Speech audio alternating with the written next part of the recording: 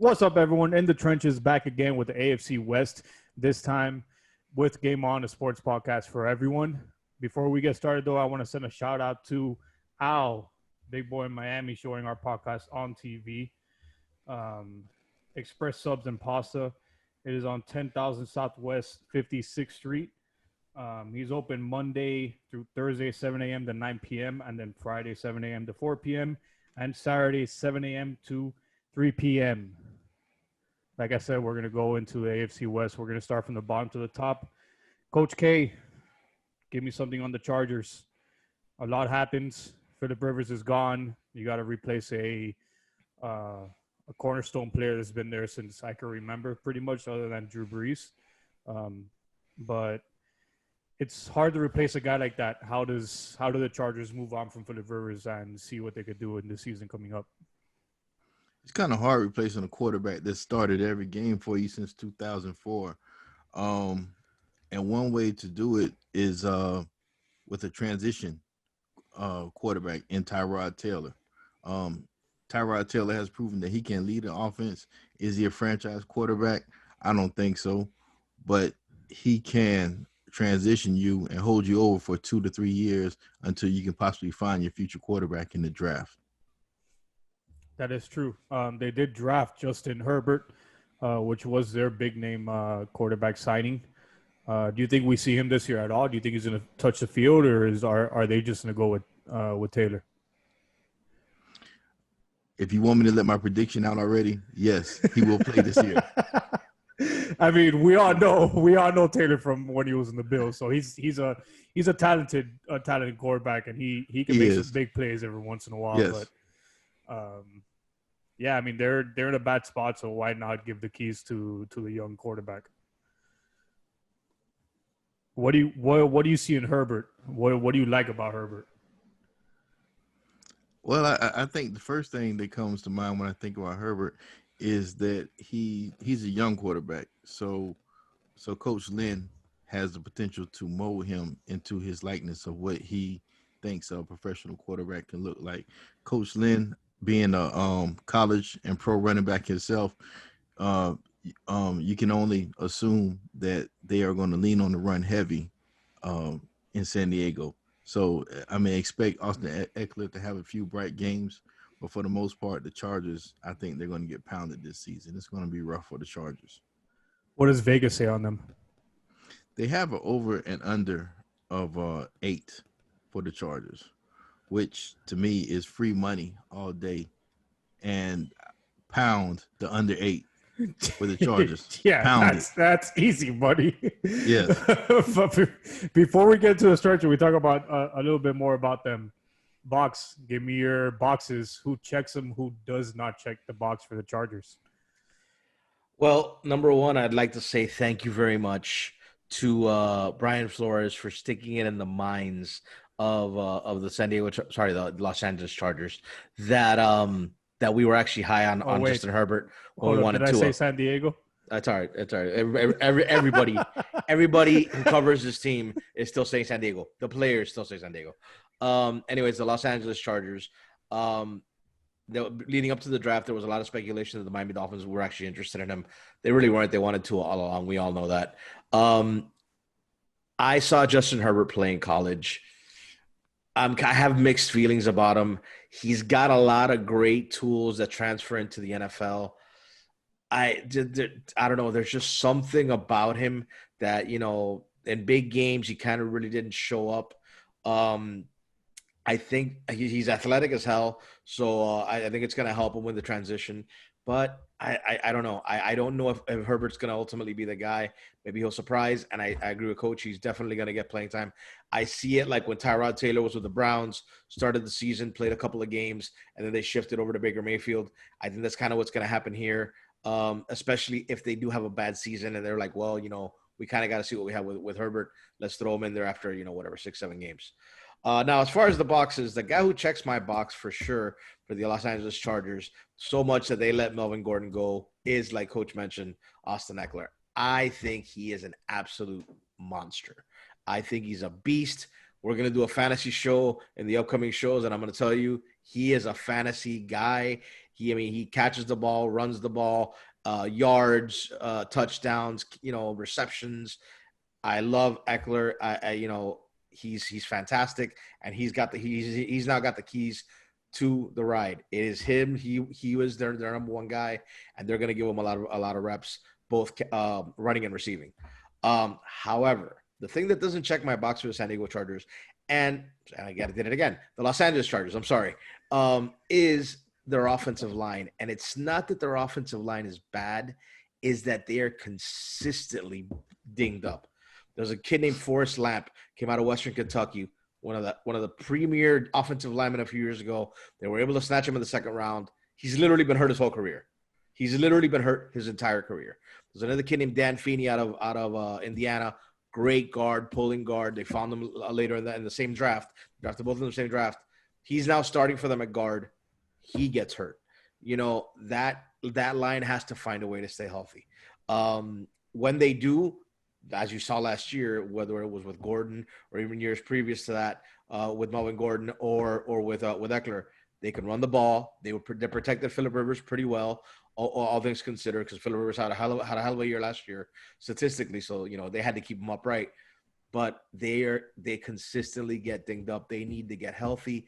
And now, with there not being a preseason, we're already having a lot of teams in the preseason seeing a lot of these soft tissue injuries because you really couldn't go through the reps, couldn't rehab right. So they really got to find a way to stay healthy. That's really the thing that I think is their Achilles heel going forward. Because I actually like their defense, which leads me to the rookie that checks my box. I would say Justin Herbert, but like I said, I'm kind of mixed feelings about him. I'm really glad the Dolphins got Tua and not him. No offense. I hope he has a great career. He's a really nice kid, West Coast kid, great kid. He's athletic as hell. He's got a shot, but I'm still torn about him. The guy I do like that they drafted is a kid named Kenneth Murray, linebacker out of Oklahoma. Inside linebacker, tackling machine. You're going to put him next to Denzel Perryman, and he's going to add to an already good defense. But the Achilles heel of that defense is they could not really stop the run as well. They could take the ball away. Great at taking the ball away. Great at holding teams to a certain number of points. They kept their team in the game, but against the run they kind of suffer a little bit. Maybe him adding that tackling tenacity that he has is going to help them in the long run as far as the Los Angeles Chargers. Yeah, I'm excited to see that kid next to Boza.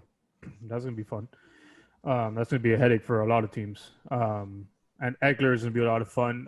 Talking about injuries, Mike Williams today, which I'm a huge Mike Williams fan. I don't know. He's like my kryptonite in fantasy. I always pick that guy.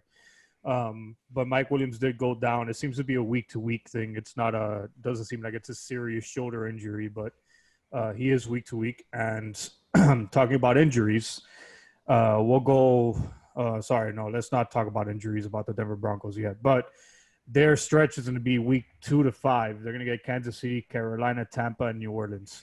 So bet the under. Tyrell Taylor is, again, very fun to watch. Super talented kid. But at the end of the day, I don't think he's good enough to carry this team unless Eckler has a career year.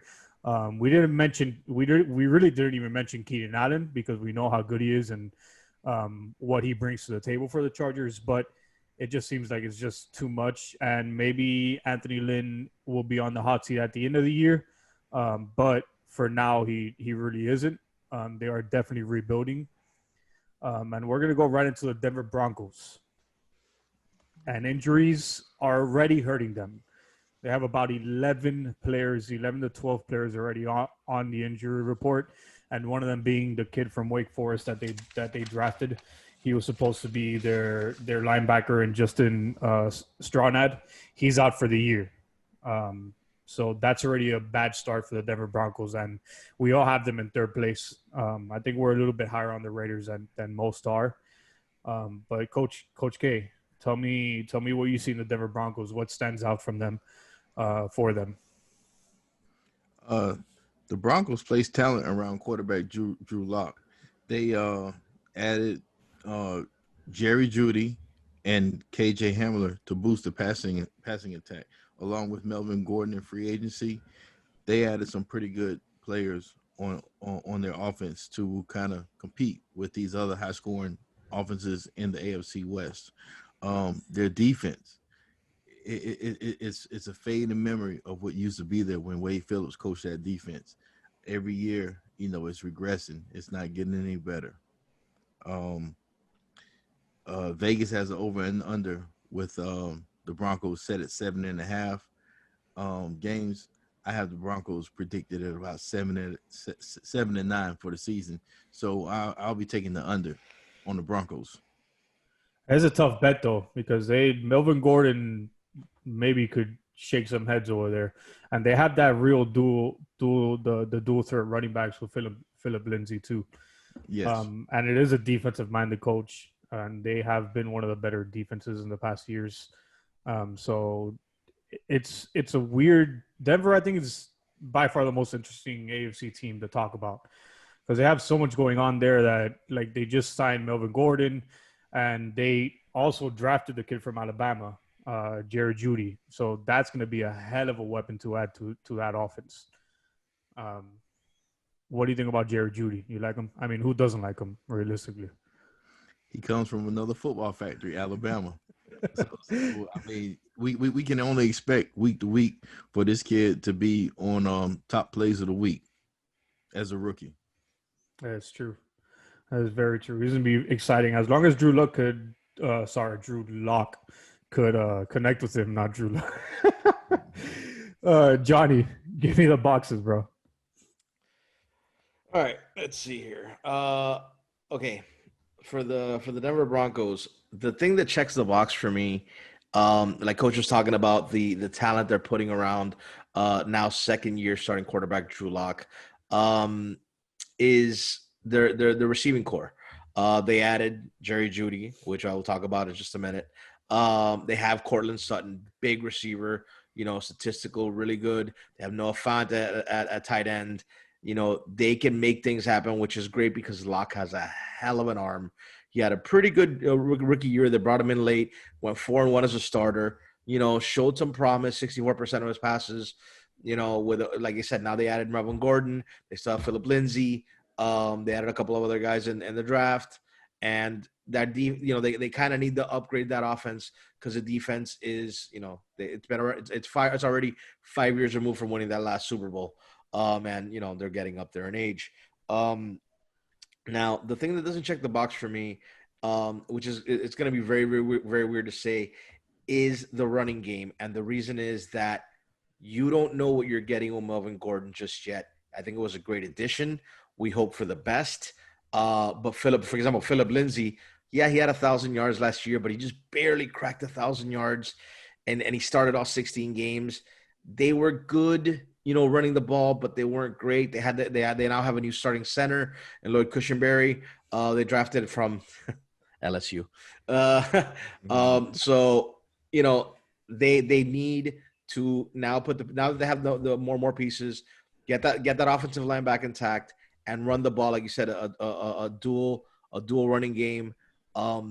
Get that running game going, open it up, give Locke more time to use his arm and hit those receivers. I think they will eventually check the box for me. But right now, I just question, number one, Melvin Gordon, the whole holdout thing last year. Now he's on a new team. How are they going to split the carries? Is he going to revert back to how he was a couple of years ago? Or are they going to still, suffer a little bit because the offensive line really isn't there? They got to kind of work and fix out that running game to balance out that offense. Now, the rookie that definitely checks the box for me. And when they drafted him, I was like, really? More talent? Is Jerry Jeudy. I mean, I think he had the talent to go top 5. And I know Alabama had a plethora of receivers coming out, and they pretty much all got drafted, and they were all great. Jerry Judy's a beast. I mean, he's an absolute beast. He's big, huge hands, long arms, can jump, can run, can outrun you, can run you over, could play the slot, could play the outside. Like Coach said, he's going to be a highlight reel. I genuinely believe he's going to be a highlight reel. I do like Lloyd Cushenberry, the center they took from LSU. The factory. The factory. Because literally, they drafted everybody but the mascot. But I think on every episode we've at least mentioned one LSU player. They drafted the whole damn team. Really, it's ridiculous. But anyway, I do like. I mean, a love affair with Jerry Jeudy. I think he's going to have an exceptional career. And he gets going and he gives Locke that extra thing opposite Sutton. I mean, that offense could really elevate itself, put points on the board and make it tougher for other teams. And now when you're playing with a lead, that defense, which at one point was, single-handedly won the Super Bowl, let's be honest, they could start teeing off on guys. By the way, Peyton Manning says it himself. Of course. He has to. He has to. Anyway, like I said, if they can elevate that offense and help Drew Lock, I think it's only going to make it better for the defense, because at that way, when you're playing with a lead, you don't have to worry about, oh man, we got to stop the run or we got to play back. No, you're teeing off. You're Von Miller and the kid on the other side. I can't remember his name right now, but I know he's a kid from North Carolina State. But the other defensive end, they can just tee off on quarterbacks, and it gives them a better chance to win. That notwithstanding, let's be honest, Drew Lock is basically 5 games into his NFL career. There's such a thing as a sophomore slump. They do have a couple of question marks. I do like them at 7 games. I like them third in the division. They could surprise some people, but I think 7 is a pretty good number from Vegas. I think 7 is pretty much where I'm going to put them. Like I said, maybe a couple of things bounce their way. Maybe, Melvin Gordon flashes back to a couple of years ago. Maybe they can win 9. Maybe they can win 10. I'm going to leave it at 7, but I think they do have a bright future with Jeudy and Locke. Yeah, I think that's one of those. That's definitely one of those bets that you want to hold it and maybe not even bet on it, because they do have the names and they have the talent. They have the defense. They have a defensive-minded coach, so they're gonna be good on defense. It's just a matter of how much could that offense really produce. But they're going to be a very fun team to watch. They got a lot of young talent, and they added Melvin Gordon. And the kid from center. A fun fact: the center from LSU, he's 24-3 in his career when he starts in LSU. So he does not like to lose. But like you said, the offensive line is kind of not in shambles, but they're iffy, to say the least. We're going to go right. This one's for Alfie and Anthony. The Oakland Raiders. Once again, they switched cities too. They're now the Las Vegas. Sorry. They're going to be Oakland for me forever. And I hope they don't turn into like the Knights in hockey. Please don't do it. But they did draft another Alabama kid, Ruggs. Gruden got his wide receiver, or did he, Coach? Did they get their guy? Well, first thing I got to say about these new Las Vegas Raiders is that it's always good when something new comes to Vegas. You got a new stadium, fireworks, hot chicks. That sounds like the beginning of something great in Vegas. When are we going? Soon. Right now. Soon. But in my fact, the episode's over. Pack it up. Let's go. Listen, Vegas isn't ready for me and Kelly, man. Y'all don't know, but Vegas is not ready for me and Kelly to show up. But really, it's not that we're not ready for Vegas. Vegas isn't ready for us. But I can seriously say that, in my opinion, Henry Ruggs, I think, was the best receiver in the draft. And in addition to that, him going to a John Gruden West Coast passing type offense, big things. Jerry Jeudy might make some highlights, but Ruggs is probably going to make more plays than him with the Vegas Raiders in Las Vegas. And also, they have Josh Jacobs, great kid. Yeah. What is he? Second year running back, I think. Second year. Last year was his rookie year, and he blew up in some games. He had a hell of a year. Yeah. So I think super explosive guy. You want to take a guess where he went to college? LSU. No, actually, no. He's from that other factory. He's from that other factory. Right. Exactly. So I mean, it's going to be a reunion with those two guys there in Vegas. But John Gruden's offense, it just caters to those players that make big plays. And Josh Jacobs has proven on the professional level he can make big plays. Henry Ruggs has proven on the college level that he can make big plays. And I don't think his transition is going to be that rough to the next level. Vegas has the Raiders over and under set at 7.5. I have Coach Chucky pulling out 9 wins this season. So I'm pounding that. I'm pounding that over. With the Raiders at 9-7. Yes, sir. I agree. And I don't want to get to the boxes because I have a feeling that box is going to pick on one of my favorite players in the NFL. But Derek Carr finally has his receiver. I mean, he had Amari Cooper, but you know what? We all know what happened there. But box, is Derek Carr the guy that doesn't check your box in this team? You don't know what the boxes are going to be until I say them. You have no idea what I'm thinking. Don't be so quick to judge, man. As a matter of fact, the guy who checks my box for the great Chris Berman and the illustrious Al Davis. The Raiders! Because they are now the Las Vegas Raiders. And they're always going to be the Raiders. The guy who checks my box, believe it or not, is Derek Carr. Listen, a couple of years ago, we're not that far removed from it. I remember halfway through the season, he was the leading candidate to be an MVP. Yeah. Before Chucky got back there. He's got a world of talent. He had a solid year last year as far as, touchdown interception ratio. He had good numbers, threw for more than 4,000 yards. Obviously Josh Jacobs really, really helped him out. Had a hell of a rookie year.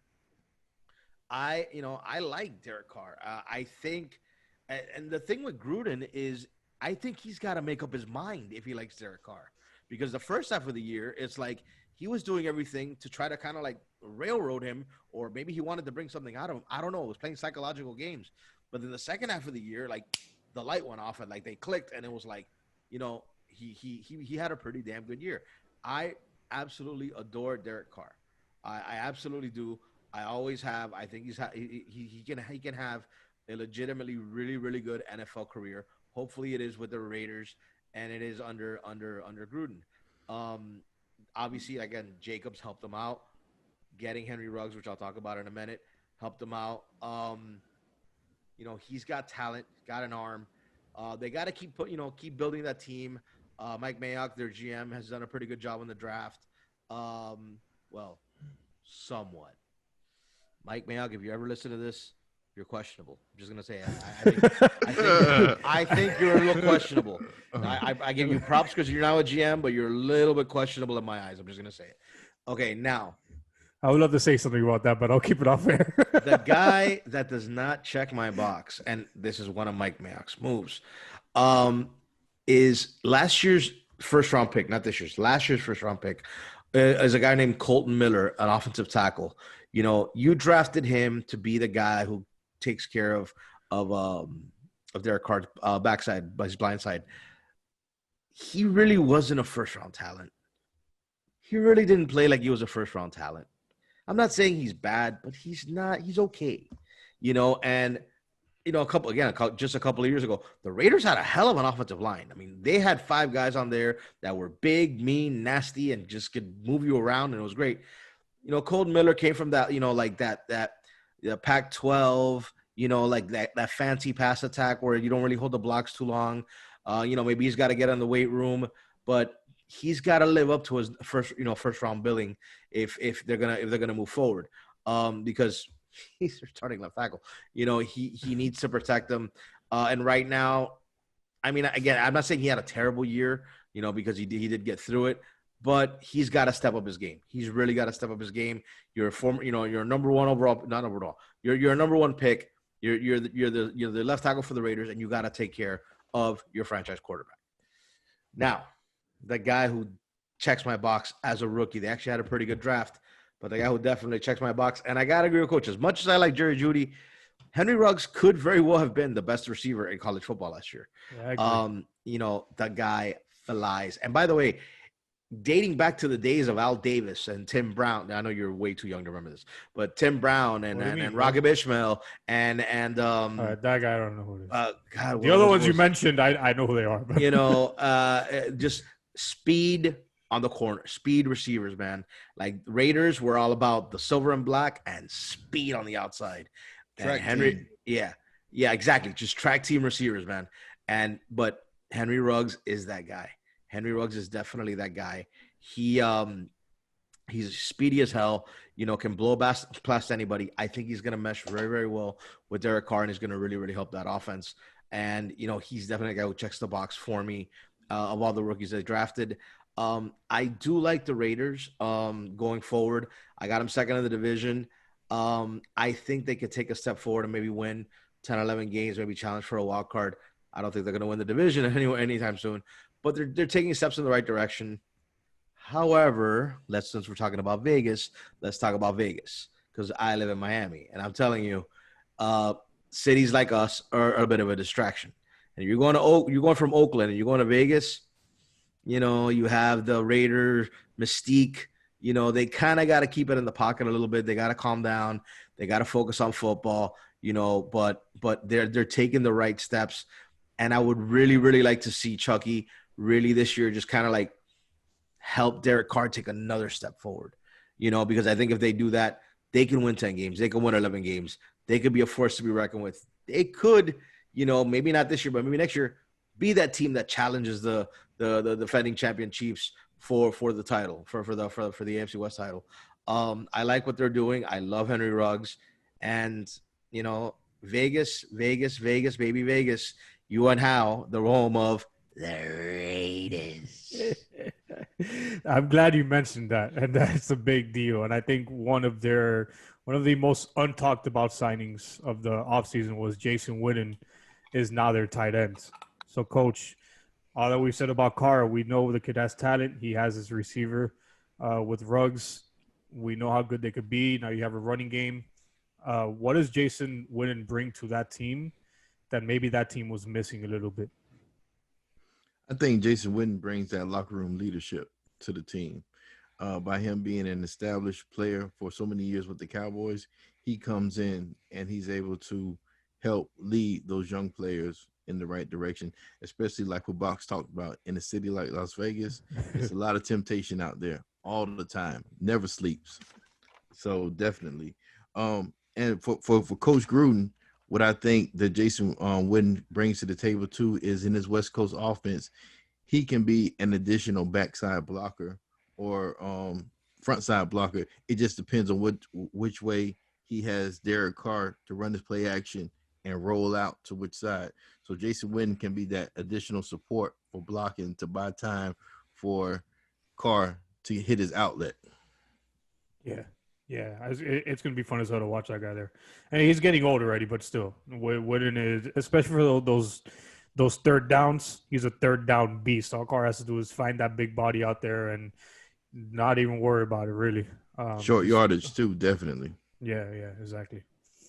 And now, to the final team that we're going to talk about in our Season 1 divisional predictions. Why not? We will end it with the Super Bowl champions, the Kansas City Chiefs. And Chief fans, here you go. I don't know where else to start because, honestly, I really didn't even write any questions about the Chiefs. Nothing really has changed in them. They did lose a few pieces on defense, but offensively, they have all their guys. Kelsey signed a contract. Patrick Mahomes signed a contract, and a smart contract at that for the Chiefs, more importantly. And much respect to Patrick Mahomes for not being that guy and chasing the money. I guess they had a conversation. He was like, he understands that he needs talent around him. He understands that they need to sign guys for him to play as good as he has, and good for him. Coach K, what do you see in the Chiefs? How do they repeat if they repeat? Congratulations, Andy Reid, on your first Super Bowl win. I'll get to you in a minute. Well, Andy Reid is deserving of this. Oh man. Wait, who are you talking about? Who you talking about that got cut? Who got cut? The safety from Baltimore. Oh, Earl Thomas. We'll talk about that later. But congratulations to Andy Reid on your Super Bowl win. It's deserving. It places him with the all-time greats now. As mentioned earlier, the defense lost a lot of players on defense. Ragland, one of my favorite players on the Kansas City Chiefs defense. Kendall Fuller, Emmanuel Ogba. He's now a Ogba. Dolphin. Thank you. Ogba. But I mean that's a Steve Spagnuolo defense. So Steve Spagnuolo, he probably has some players that he's going to plug and play. I know my guy Sam Madison is going to have a secondary together. The Chiefs have a head coach in waiting, Eric Bieniemy, and I would say that there are great things to come for Mahomes, because I think last year was really his first year where he started to learn how to read defenses. So I mean, teams, you better look out. I mean, he's been practicing all off season with that behind the back pass, what he's going to do. So I hate to be that defense that falls victim to that behind the back pass. Hold up, coach. Hold up. You're telling me a guy won a Super Bowl and he's just now starting to learn defenses? Yes. Godly. Mm-hmm. I'm gonna trade you and the box for Patrick Mahomes right now. I'm gonna bring him on in the trenches. No, like box. Who checks? No, all right. Who checks your box? I don't know who checks the box, but who checks the box? I hope one day, maybe soon, one of my favorite personalities when I was growing up sees this podcast and accepts this as homage to him as to who checks my box when we're talking about the world champion Kansas City Chiefs. Whether you like it or you don't like it, learn to love it because it is the best thing going today. Woo! The man who checks my box is none other than number 15, Patrick Mahomes. He is the guy, just like the Nature Boy Ric Flair in the 80s, 90s, and 2000s, and his whole career. He is the guy that you pay money to see. He is the poster, the centerfold for the NFL. He is the guy that you want to see play on TV, live, however the hell you can get it. If you got to fly your ass to Arrowhead in December and freeze your nuts off, you're going to see Patrick Mahomes play. He is the best of the best of the best. I'm sorry. I mean, if there was ever any doubt, he proved it in that Super Bowl. He was down. I honestly thought it was over. His offensive line let him down time after time. And like the old adage says, you need a superstar quarterback to win a Super Bowl. You know why you need that? Because there's going to come a time where you need him to make a play. And boy, does he make plays. Whether it's his left hand, his right hand. I'm waiting for him to shoot the ball out of his butt and complete a pass because he's liable to do that. He's that good. And he is like they say, he is worth the price of admission. You know, he is by far the guy who checks the box. And for you Buffalo Bills fans out there, I know you like Tre'Davious White, and he's a hell of a corner. He's probably one of the top 3 corners in the league. He was taken 27th overall the year he was drafted. Understand that the Bills had the 10th pick, and they traded it to KC, and KC went up and got Patrick Mahomes. So you can enjoy Tre'Davious White his entire career, but every time Josh Allen overthrows a ball, just know you could have had Patrick Mahomes. Now, let's get back to the world champions. Woo! Anyway, Patrick Mahomes Limousine riding. You know, he's it. And again, congratulations to Andy Reid. If Coach Kelly has not congratulated you enough for all the podcasts we've been doing, I'll go ahead and congratulate you because he is your biggest fan. If you haven't noticed already, he is by far your biggest fan. But Andy Reid definitely deserves it. The guy's had a hell of a career. He's a hell of a coach. You know, installed that offense. You know, went up and got Mahomes when they had just almost gotten to the AFC title game under Alex Smith. Why are you drafting a quarterback? Oh, well, I know what the hell I'm doing. So, and behold, they won a Super Bowl. So, you know, congrats to Andy Reid. Now, what doesn't check my box, here's the weird thing.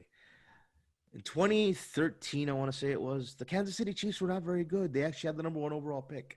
A guy named Eric Fisher, who's now their starting left tackle. Number 1 overall pick out of Central Michigan. Now their starting right tackle is a guy named Mitchell Schwartz, been a multiple-time Pro Bowler. So you figured they'd have a good offensive line.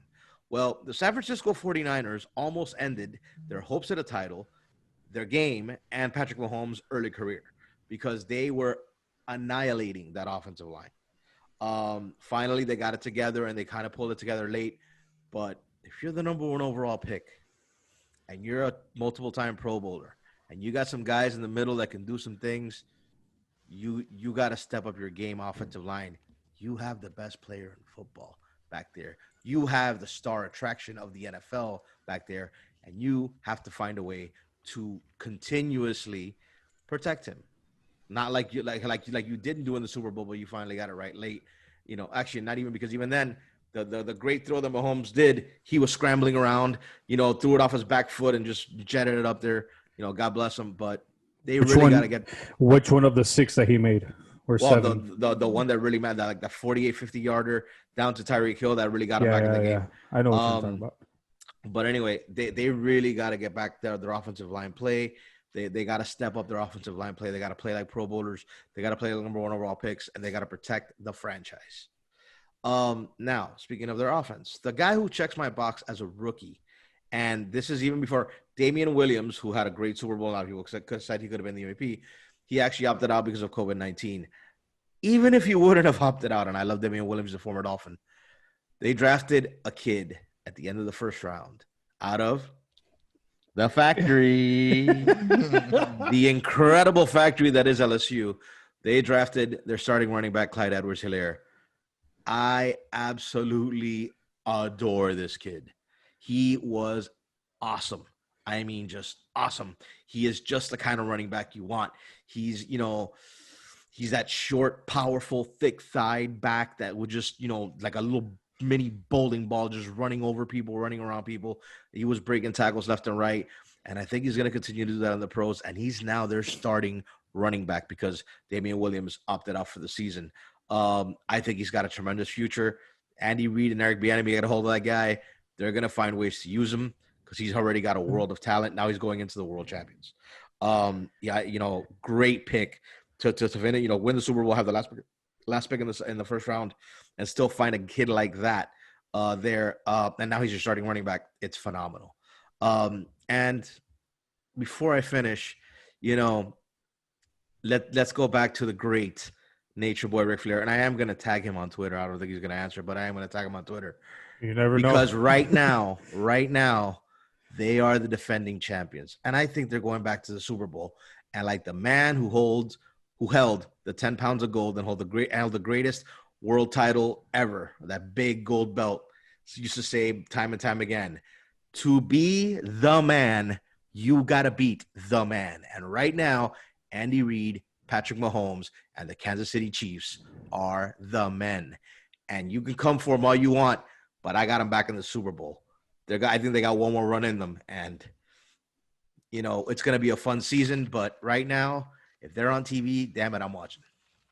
Of course. I absolutely agree with you. I love the Ric Flair thing. That is so far. And yeah, tag him and bring him on the show someday, maybe. But with that being said, guys, that's the AFC West. That is every single division in the NFL. And by the way, here's a little side note.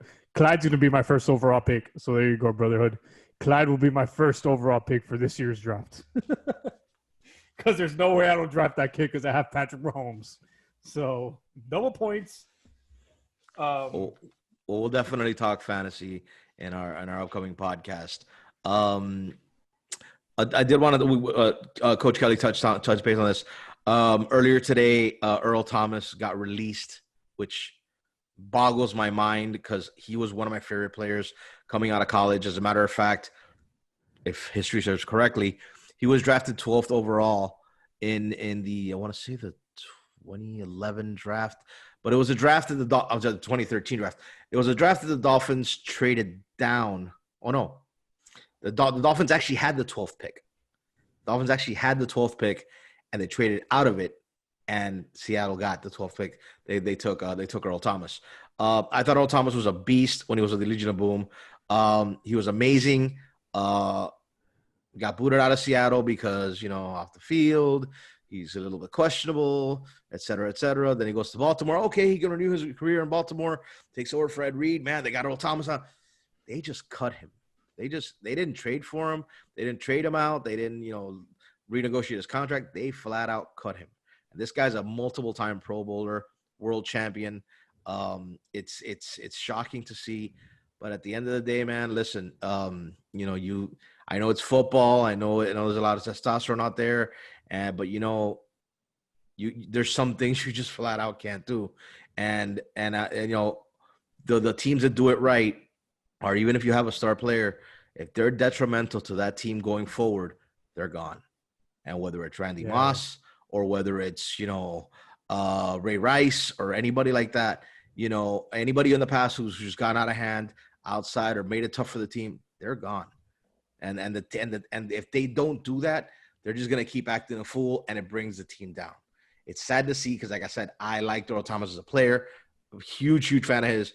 It's sad to see because I thought he would have been really, really good under that Ravens defense. We're gonna see, in the next couple of days where he lands up. I don't know what's gonna happen. The rumor is the Dallas Cowboys are the front runners for that, by the way. Of course they are, because of the front runners for everything. Because Jerry loves the drama. I think he's from Houston. That's what I heard. Yeah. So it's like you said. I'm one that I like the rough guys. Earl Thomas is one of those rough guys. Like you said, he is by far questionable. And me and Kelly talked about it earlier, and maybe if he was on a different team, it would have been a different outcome. But when you talk about the Baltimore Ravens, they're a stand-up team, and they don't deal with that type of bullshit. So you have to know where you stand. There's a time and place for everything, and the Baltimore Ravens is not one of those teams that you want to do shit like that in. Coach Kelly, you got anything on Earl Thomas you want to add to that, man? I got a quote from Mike Tomlin that always stands out to me in situations like this. Mike Tomlin once said, "We will tolerate you until we can replace you." So I kind of think that the Baltimore Ravens reached that crossroad where enough was enough, and they let him go. I don't think it was just one event, whatever happened on the field fight that led to it. I think it was just a series of small problems that just continuously kept going on, and coaching staff, management probably said, "Man, to hell with this guy, let's go." If this was a straw that broke the camel's back, it's very unfortunate because this guy was guaranteed $10 million this season. So, I mean, for you to have to just stay away from the practice facility for one day, I would have stayed away for one day and got those $10 million. It's very unfortunate. It's been said that Earl Thomas didn't understand that the Baltimore defensive system too well. It's a complicated system of defense. What they have their safeties doing back there it's a lot more complicated than what he used to run in Seattle. So I mean, he was making great plays, but he was just making great plays because he was a great athlete. But we'll see where he lands. Good luck to him. Look, man, as a fan of Earl Thomas, I enjoyed, who doesn't enjoy that guy? He's super tough. He's a super talented guy. I would hate for this to be the last time that we see him. So, Dallas Cowboys, as much as I don't want to add more gas to your fire, go pick that guy up and let him play again. I just want to see him end his career, not in a playoff run, whatever. Just let him come back and play football. And maybe he fixes his attitude a little bit. That's all I got to say about that. I think he's a talent that will be around. Yeah. I don't think it's the last time we're going to see Earl Thomas. Right.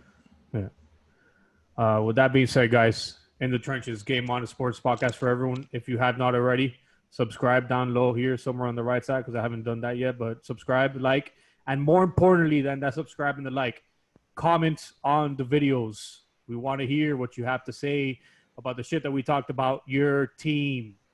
So if you want to bring the heat, bring it. Comment. We'll answer. Thank you, guys. Also, wait, one more thing, if I may, real quick. Regarding Express Subs and Pasta, Al's Place, Al, I wanted to give you one more shout out. Thank you very much for everything you do for us. And your brother, Nine. I'm not going to answer any questions as to why I call him Nine, but I call him Nine. Nine. No. Thank you you very say that. No. This is entirely between me and the family. Anyway, okay. Nine, I love you, man. Thank you so much for all your support. I hope you like this. And we're trying to get you as much business as we can. Again, thank you for your support, man. Love you. And I'll definitely pass by the place sometime soon. Love you guys. I wish you all the best. Thank you, guys. Good night.